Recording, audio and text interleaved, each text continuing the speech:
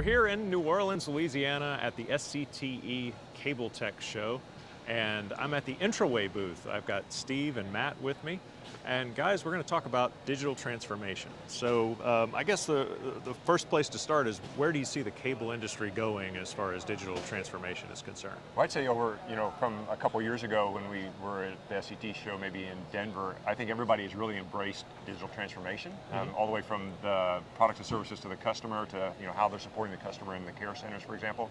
But certainly, all of the decisions are being taken, especially the work we're doing around provisioning and infrastructure and those types of things, is how do we make that customer experience better, if you will. So I'm glad to see that happening. It's causing a sort of a bit of a buzz in the industry.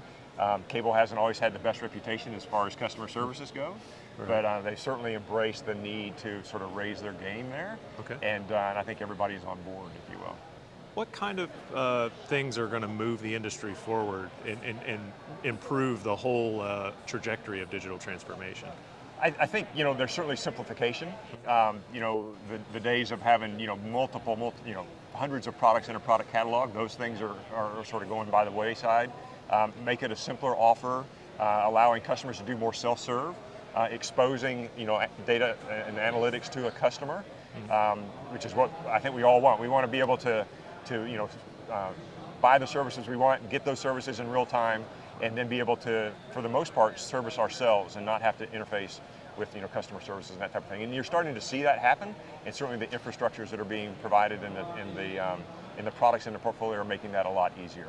Okay. To take the other side of it, what seems to be holding the industry back from getting as far along as it could be? Well, there's a tremendous legacy infrastructure that's out there, and there's folks that are on plans from years ago and this type of thing, and there's this sort of whole mindset about, okay, this is the cable industry, and how do we sort of break those old ties to the past and get sort of more cloud ready, digital ready, and these types of things, and bring that customer experience to the customers. But I think also in a lot of cases sort of get out of the way and let the customers do more and more. There's a certain amount of, do I actually expose my infrastructure to a customer? Do I actually let them see what I do, how the sausage is made, if you will?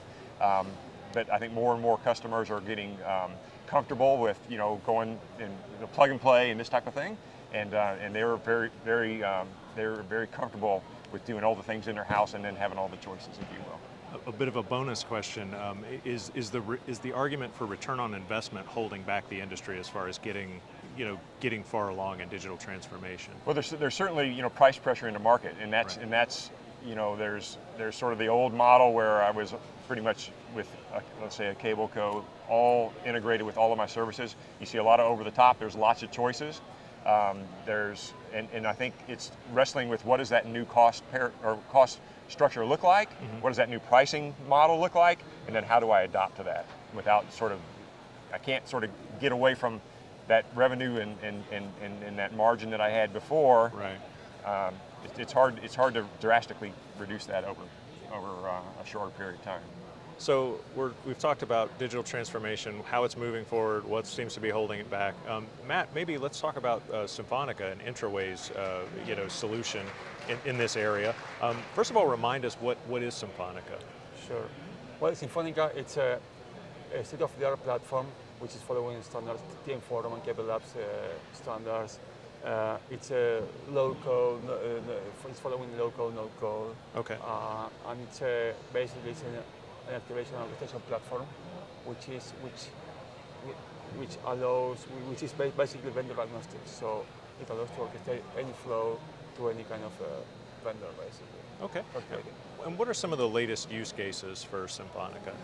Well, we are following industry needs. We're trying to fulfill industry needs, basically. So as we have been seeing in the show and in the last month, we see that the GPON is having a lot of traction. One of the last use cases we released for Symphonica is GPON activation. As Symphonica, following the Symphonica spirit, this use case is vendor agnostic. So I mean, the idea is to activate any GPON, CPE, whatever the vendor is. Okay. So now there's another use case we just released, which is about RPD deployment. Okay. And again, it's following the same the same philosophy as we did with GPON. The idea is to allow through Symphonica, through this use case for Symphonica, to deploy, automate the deployment and the configuration of RPDs and CCAPs, basically. So these are happening now, these are modern use cases, and operators are using the solutions right at the moment. Right. Those use cases are happening right now. We have customers that are using today and giving us valuable feedback about those use cases. Okay. Besides that, we are also releasing other use cases related to infrastructure management and virtualization as well, which is a topic that we already has been discussing on the show and on the past shows as well. Okay, so we've covered off on the past and the present of Symphonica. What's ahead for Symphonica? What's up ahead in the future? Sure. Well, we envision a Symphonica offer. We are thinking about changing improving our offer, I would say. We see Symphonica in the cloud. We see Symphonica, see us offering Symphonica as a SaaS model, which allows our customers to, to use the technology even faster and cheaper and cheaper. And besides that, because everybody's moving to the cloud, and we see a traction there. That's about the infrastructure of Symphonica, the platform of Symphonica.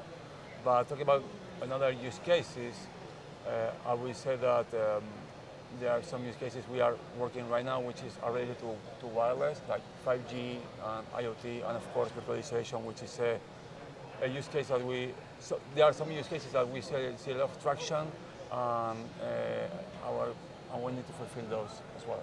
So we're going to do that. Okay, great. Well, that's a story here from New Orleans at SCTE. We've talked about going from cable legacy infrastructure all the way to the cloud. Matt and Steve, thanks so much for your time today.